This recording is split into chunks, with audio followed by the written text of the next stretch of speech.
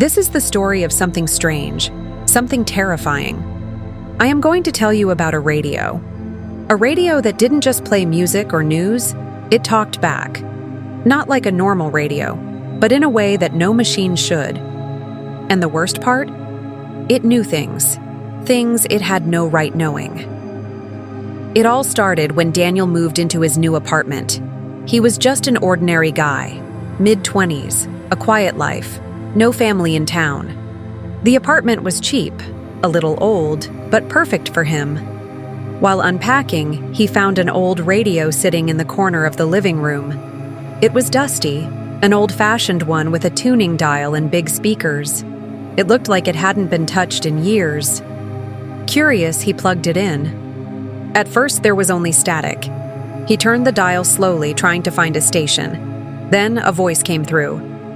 "Hello, Daniel." He froze. The voice was deep, calm. He hadn't told anyone he had moved in. Who could be calling his name? Maybe it was a coincidence. Maybe he misheard. He turned the dial again. Static. A news station. Some music. Then, I said, "Hello, Daniel?" He yanked his hand away. The voice was clearer now, like someone was speaking directly to him. He stared at the radio, his heart pounding. "Who is this?" he asked, half laughing, trying to convince himself it was a joke. The radio crackled. "I am the one who listens." Chill ran down his spine. The voice was smooth, almost amused. "You listen?" Daniel repeated. "Yes," the voice said. "I listen, and I know." Daniel felt a sudden urge to turn off the radio. His fingers hesitated over the switch. "Don't," the voice said. "I have something to tell you." Daniel's breath caught in his throat. His hands felt cold. "What do you want?" The radio crackled again. "Your neighbor, the old man across the hall. He will not wake up tomorrow."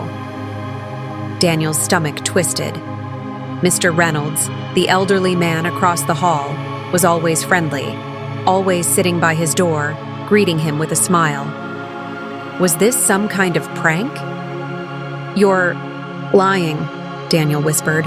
The radio hummed with static. "Check for yourself." His heart pounded as he ran to his door and stepped into the hallway. Mr. Reynolds' door was slightly open. That was strange. He never left it open. Daniel hesitated, then knocked softly. "Mr. Reynolds?" No answer.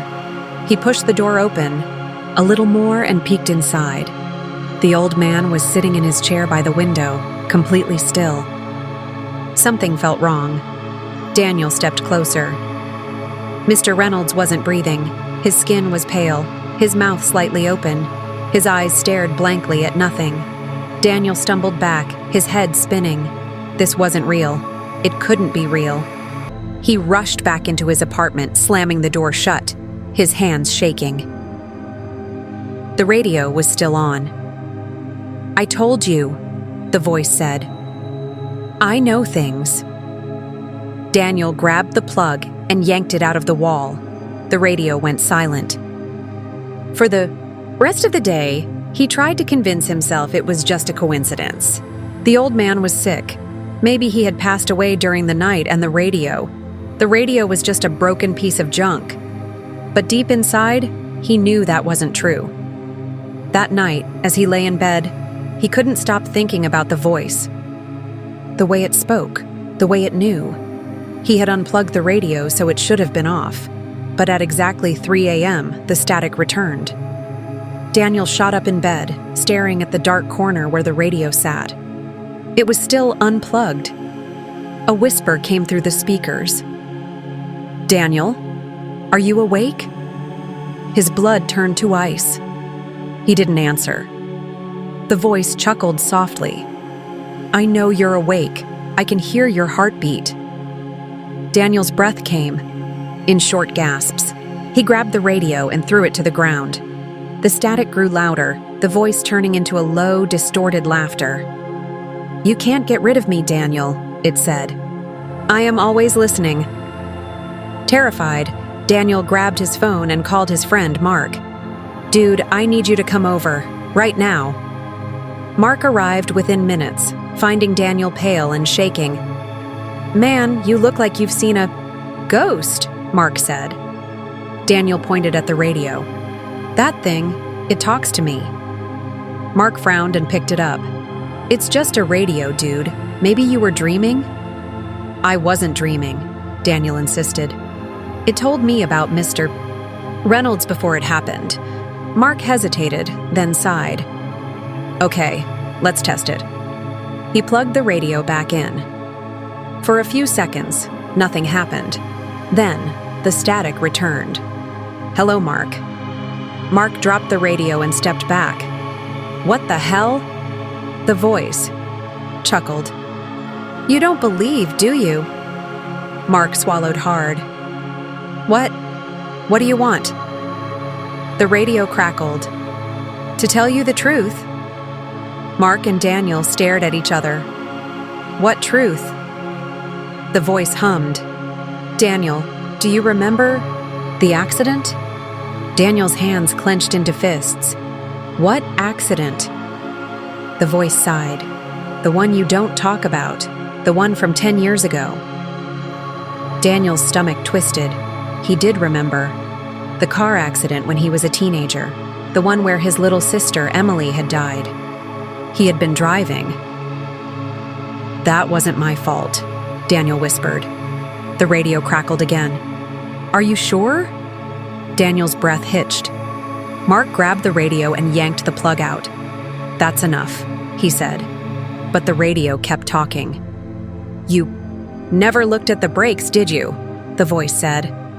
Daniel's mind spun. The brakes? He had always thought he lost control. Could someone have tampered with them? His hands shook. Who are you? The voice chuckled, a deep rumbling sound. I am the one who listens. And now, Daniel, I will listen to your fear. The lights in the room flickered. The temperature dropped. The radio, still unplugged, let out a long, distorted laugh.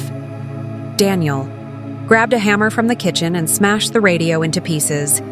The laughter faded into a low whisper. I am always listening. Then silence. Mark and Daniel stood frozen, staring at the broken radio. Let's get out of here, Mark whispered. Without another word, they grabbed their things and ran out of the apartment.